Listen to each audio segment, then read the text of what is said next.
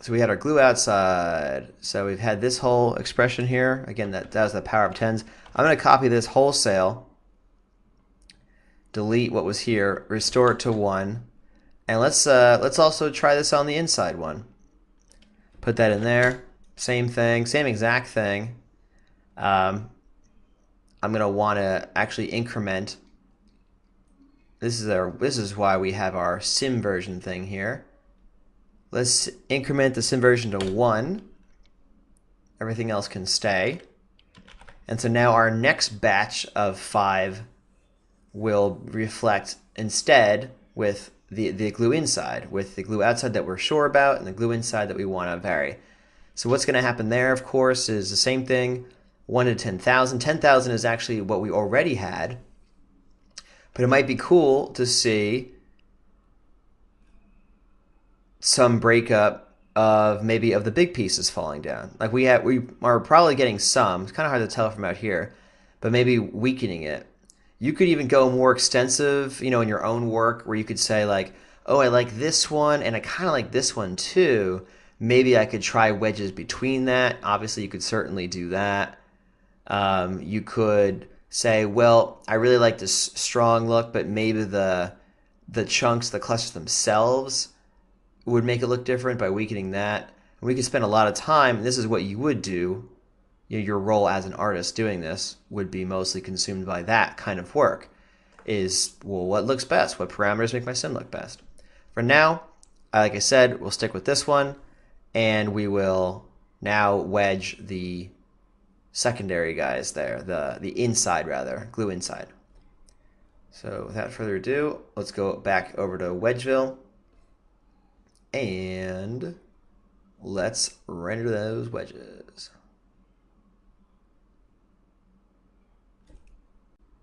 Okay, so all the wedges there are done now.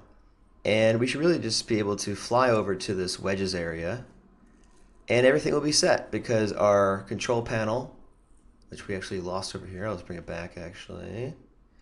Our control panel is pointing to the new sim version, and this guy is reading the sim version as part of his job. Control panel is SVer, so let's just go back into the cam wedge. And before I even start to play blast, I'm just gonna see, does this even look remotely right? And yeah, this is kind of what I would expect to see. So let's kill the image viewer, full screen again, and let's play blast this guy. And here is our inner glue, inside glue wedges. As usual, this is 1, 10, 100, 1,000, and 10,000. And you can really see how these just dissolve, these first 3. I mean, that's just not nearly strong enough to keep any semblance of those buildings together. This is not bad here at 1,000. It's definitely softer feeling than this one. In general, I'd say I would prioritize keeping the clusters together. But this isn't bad. I could see choosing that one.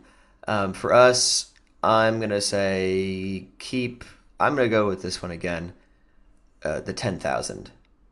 So just close that. So once again, we just basically dive back into the simulation area and say, and this could even be something that you abstract onto your control panel if you liked, now that I think about it. I like to use a control panel for things that get referenced in multiple locations mostly, but obviously you can do whatever you want with that. I'm going to go back into our regular camera, and yeah, so now that we're done wedging, I don't want this to accidentally be set to the wrong thing. As you can see, it's set to 1. I want it to be the 10,000 that we decided on. So 10, 1, 2, 3. Cool. So now in our next chapter rather, we're going to talk about refining some of these pieces. And also, before we even go there, I'm going to set our current wedge to wedge 4, because wedge 4 was the wedge where we had a strength of 10,000.